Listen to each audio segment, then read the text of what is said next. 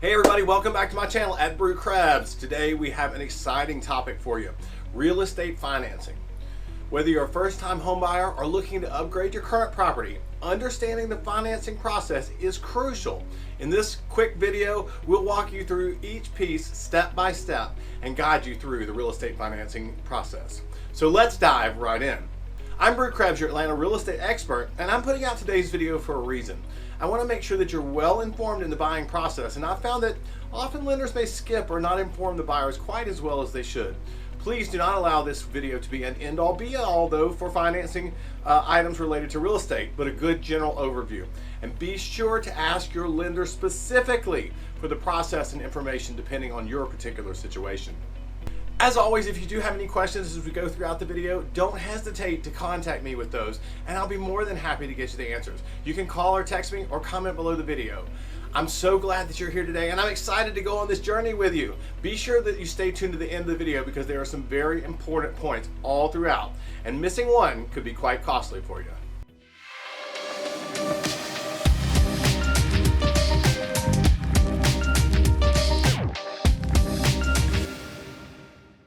To kick things off, the first step in the real estate financing journey is assessing your financial situation. You need to know your budget, your credit score, and your financial documents inside and out. Knowing your budget, credit score, and financial documents inside and out is crucial in the financing process because it helps you accurately assess your borrowing capacity, secure favorable terms, and avoid those potential setbacks or surprises during the transaction. Next up, we'll talk about the pre-approval and pre-qualification, the difference between these two crucial steps and why it matters so much. A pre-qualification letter in financing is a preliminary assessment of a borrower's financial situation and creditworthiness, often based on self-reported information, providing a rough estimate of the loan they might qualify for. In contrast, a pre-approval letter is much more rigorous process where the lender reviews a borrower's financial documents and conducts a credit check to offer a formal commitment for a specific loan amount, giving that borrower greater confidence and credibility when making offers on their real estate purchases. Finding the right real estate agent can make or break your home buying experience. In this segment, we'll talk about how to hire a reputable agent and why it's essential. The three best ways to find a real estate agent are through referrals from trusted friends or families, conducting online research and reading those reviews, and attending open houses to meet and assess agents in person. And it's important that you have the right agent that understands the neighborhood and the area that you're looking for because they will be able to lend you credibility and also support all throughout the process. Once you're pre-approved and you have your agent by your side, it's time to start your property search.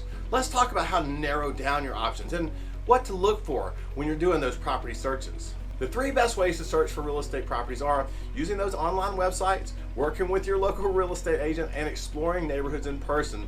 Identify those for sale signs. You might even find some hidden opportunities. And when you're thinking about that perfect property for you, think about, does this fit with my lifestyle? Is it where I want to be? And does it fall within my budget? So now you've got your eye on a property, right? Great. What do? It's time to make an offer. I'll walk you through the essential elements and how to make a strong offer and negotiate effectively here. A strong offer in real estate should include a competitive price based on market research, a reasonable earnest money deposit to show that commitment, and a pre-approval letter to demonstrate financial readiness. When negotiating, focus on understanding the seller's priorities. Be flexible and use your agent's expertise to craft counteroffers that meet both parties' needs, ultimately aiming for a win-win agreement. So you found that perfect property. Ha ha ha! Yes, absolutely. But now let's delve into the nitty-gritty of applying for a mortgage a little bit. Whether it's the paperwork that you need to provide or what the lender looks for on your application, it's important to understand what's going on. When it comes to home financing, the paperwork you need to provide typically includes financial documents. It's like your bank statements, tax returns, and those pay stubs, which the lender, they're going to scrutinize those and they're going to assess your income very, very closely.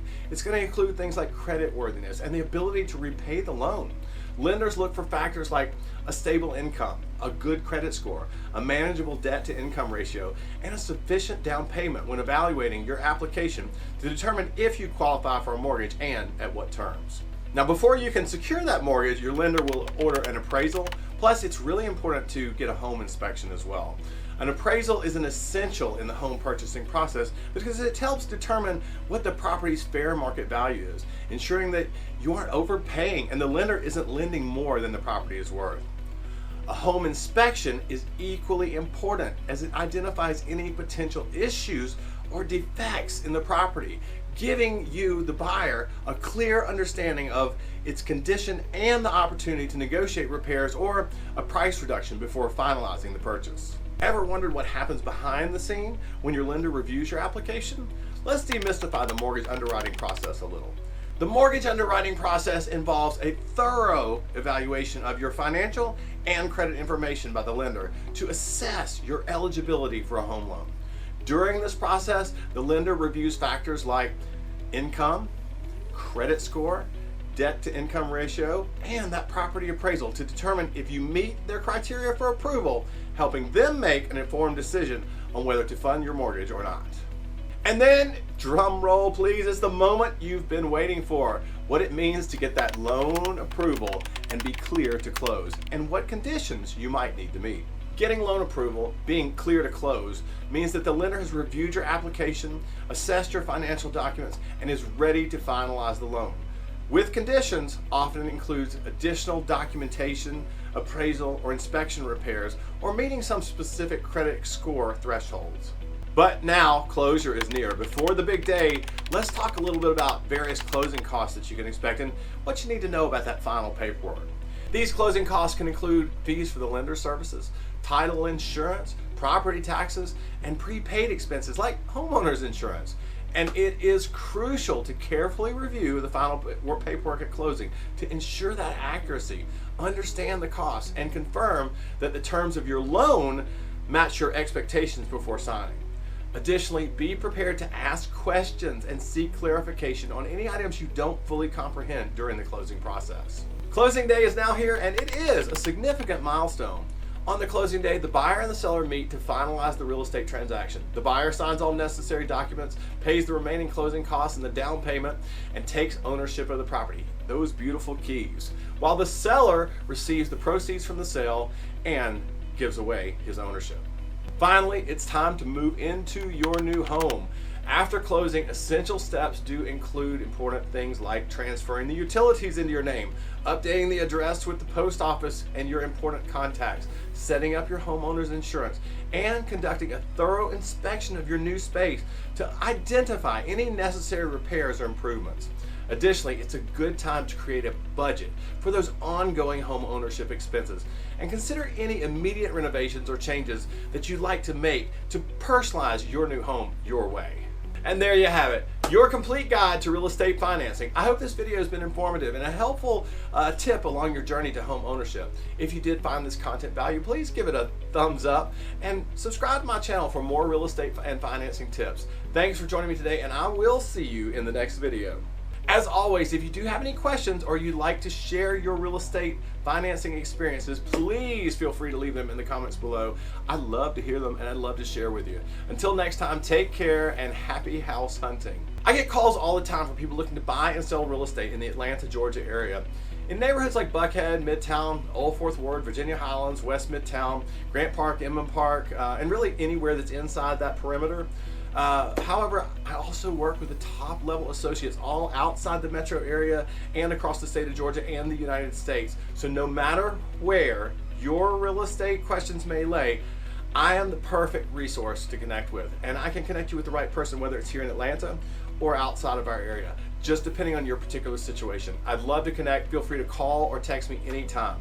I do love your referrals too, so if you know anybody else I may be able to serve, that would also truly be my pleasure. Thank you as always for tuning in this video today. I greatly appreciate your being here. And if you did like this video, I know you're gonna love the next one that pops up on your screen.